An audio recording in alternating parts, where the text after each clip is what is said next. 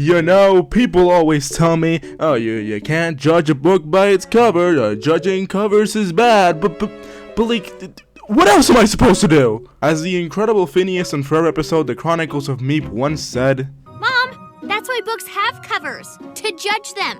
I mean, why did you choose these books from the library?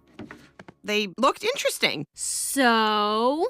Now, unlike almost every other instance in this show, Candace makes a decent point here. After all, if they say it in a cartoon, you know it has to be true. Even though there's an entire phrase surrounding it, judging books by covers is a crucial part of the book buying process. It's just like movie posters or thumbnails on a YouTube video.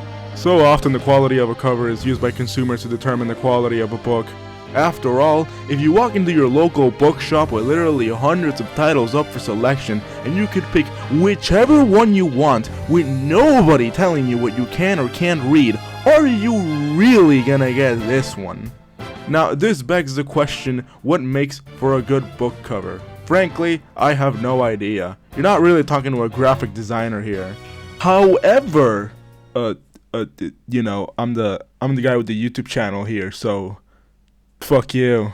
So my dumbass is gonna take you through a bunch of book covers I like, covers I don't like, whatever this is, and study each of them carefully so that I can make a comprehensive list of everything a good book cover needs. So that by the end of this video, I can make my very own book cover. Will my masterpiece of graphic design be total ass? Probably, but it might be real funny, you don't know. I feel like I don't have to explain what a book cover does, but to put it blatantly, it's there to entice the reader and make them want to learn more of the text. A more important question is, how does a cover do this? And this is where things get complicated. In its core, a book cover can be divided into two parts, typography and imagery, which are both quite self-explanatory. Typography is literally any text featured in the cover. This ranges from the title of the book itself to quotes of 5-star reviews calling it the greatest literary text since the Bible. There's more of an art to typography than you might initially realize. You know, often it's not just what the words say, but the style behind them. What font do you use? What color? Where do you place the letters? I know all of this sounds rather rudimentary, but it can all make a massive difference when it comes to book sales. Take Mythos by Stephen Fry with cover design done by Sarah Young, for example. The typography here is so simple and to the point. You got some praise, the title in Verlag font, there's no drop shadows or fancy outline. You know, it's just a white text set to a blue backdrop that takes quotes of few words and their source. You might think this is rather basic and simple, but I'd say this is actually one of the best uses of typography I've seen, if only because of the contrasting colors. The white just meshes extremely well with the blue. In comparison, there's this. Tomorrow and Tomorrow and Tomorrow, written by Gabriel Zevin with cover design by John Gall. You know, I love Gabriel Zevin, I love Hokusai, but this is just a bit much. This isn't even a bad cover, it's actually quite appealing. The Great Wave is already an incredible painting, and the typography just serves to add personality to it. So why is it that he just blatantly put it in the middle of the goddamn wave? These multicolored words and this wave do not match. Put them in a room together, they get into a fight. Moreover, why zoom in on this point of Kanagawa specifically? The whole point of the painting is that it's supposed to be the golden ratio. That's what makes it so appealing to look at to begin with. By just focusing on this one small part, it makes it feel so much more claustrophobic. I feel bad for complaining since this is a good cover and I can see why some people might like the typography here. I also think it's rather decent. I just feel like it's so close to something great while not quite achieving it. And this is why, and I have to say that I absolutely despise saying this from the absolute bottom of my heart, but the British did it better. It's like the same thing but so much less contrived while keeping the integrity of the original painting. I feel like I can actually breathe here. There's a version with the original colors and a version without, and honestly they both look quite beautiful. So yeah, typography, not something you should overcomplicate. Give the imagery room to breathe. Speaking of, now it's time to get into the meat of this video. Beautiful, beautiful imagery. The cool thing about book imagery is they don't have to be Michelangelo to make good book covers. In fact, minimalism is often king in this category. Anybody with a basic understanding of color theory and some Photoshop skills could probably make a decent minimalist book cover, which is why it's so shocking when they still manage to fuck it up. This is The Final Girl Support Group by Grady Hendrix with cover design by David Littman. Not an incredible novel, but a fun one. This cover, man, it really sucks my crocs, you know? Now, I get that it's meant to represent the support group part of the title and all, but it's just so bland. Of all the things you could reference from a support group, why is the chair the most important one? Like, at no point in the novel does protagonist Lynette look at a chair and go like, oh my god, I can't believe it, it's the chair! But okay, let's drop the sarcasm and actually process this thing. Very good use of color here. It obviously sells itself as a horror with not only the contrasting black and red, but with the blood in the central figure of the image. The shadow looks decent, if a bit arbitrary, and that's kind of it. This red is way too saturated, which makes it lose any real sense of texture. The more I look at it, the less it feels like blood, and the more it just feels like some kind of red goo. When put on a grid, it does the job fine, but not having anything on the edges to further contrast the image makes it feel so void and bland. In all honesty, I think it's actually the typography that works best here. I mean, you hear the title, The Final Girl Support Group, and it's just something that's just like too specific not to at least read the blurb, you know? Part of the reason I picked this one up in the bookstore myself. This is something Grady Hendrix has done with some of his other novels, like The Southern Book Club's Guide to Slaying Vampires. Like, come on, you hear something like that and it just like activates your curiosity. It's also just well designed.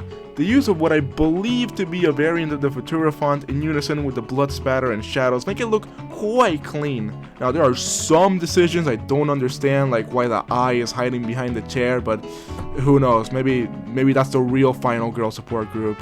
Overall, this cover just lacks any sort of real identity. If it weren't for the incredible title, I would most certainly write this off as just another generic horror novel. And honestly, the British did it better. Holy shit! Now this is horror. It looks like someone fucking died in this chair. So dark, so menacing, the topography so simple. Not just that, but the chair not only takes more space in the image, but the following shadow of the background just makes it feel eerie. This version is nearly objectively superior to the American one, okay? Weird that's happened twice. So yeah, imagery is complicated, but in terms of composition, you gotta take full advantage of the space given to you on the page. So, we'll add that to the list. Okay, so far we've seen a book with simple typography, one with great imagery and typography that almost gets there, and one with okay imagery and great typography. So, what about a cover that merges all of them together to make a super cover? Well, there's actually a lot of great examples, like take the book Educated. It's beautiful.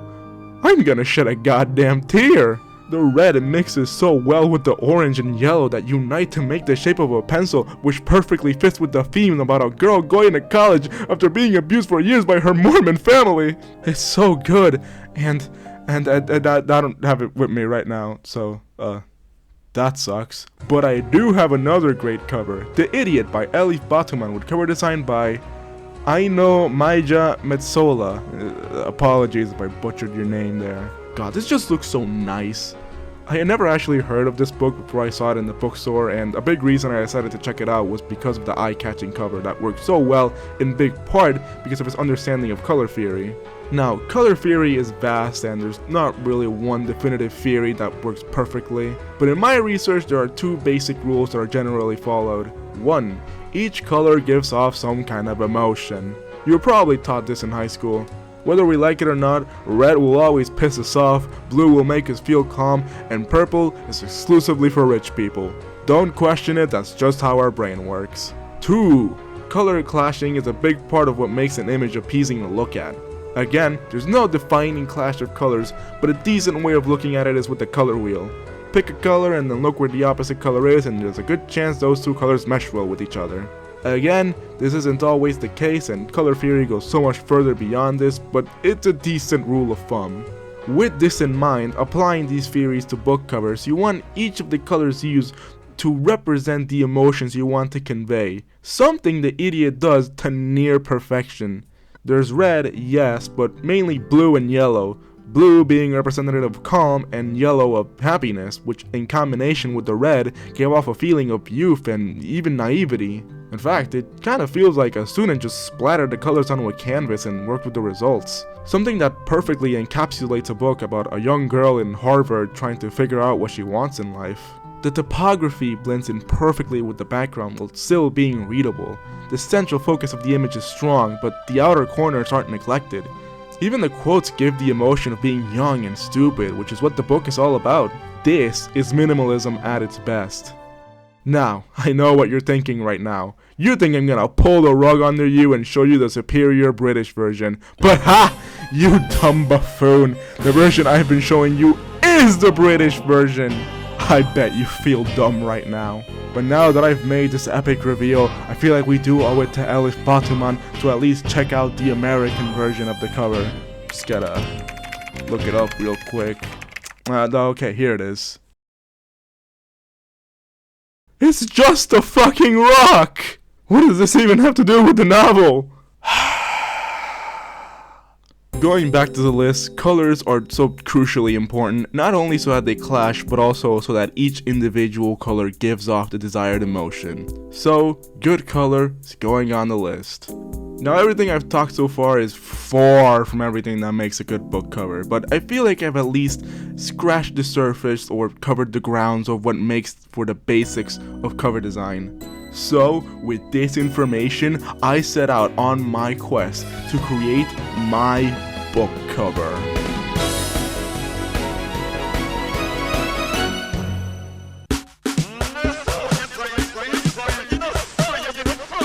Okay, for this next section, I kind of want to drop the sarcasm and just be completely transparent with you guys.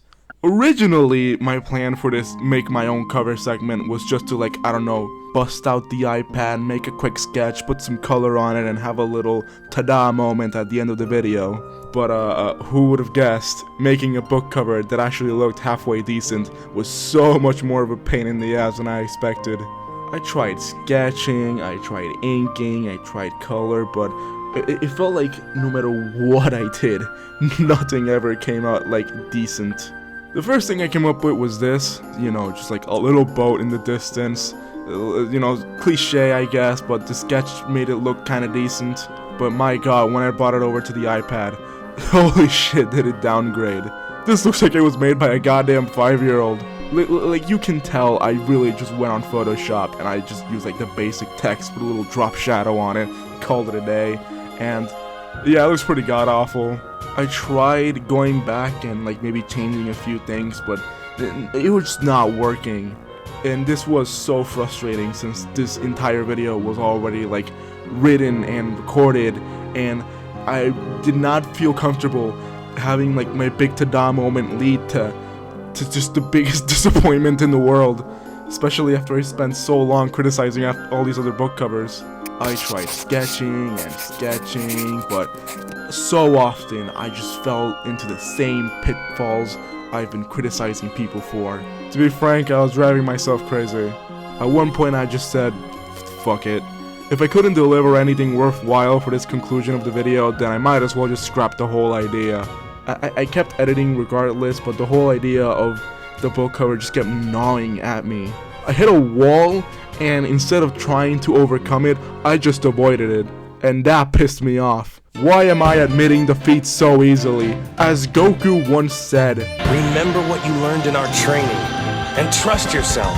It may feel like Cell weakened you, but really what's draining your strength is your own doubt. I wasn't going to let this dumbass book cover push me down, so I got back to work. I decided I needed a change of environment and went to my local pub in the beautiful, beautiful United Kingdom and just sketched in my little notebook whatever came to mind. For the first time, I think I finally understood what it must be like to be a graphic designer. You spend months and maybe even years trying to come up with the best possible art for the book, only for some jackass on the internet to look at it and say, fuck you, this is mid as hell, I could do something like this. And yet, I couldn't. I discovered the hard way that book covers aren't just something that can be whisked into existence. They can only come from a genuine desire to tell a story. Because after all, isn't that what art is all about? I ended up being lost in thought for so long that I didn't even realize when I filled out the page of my sketchbook and ended up with this. Now we're seeing some progress.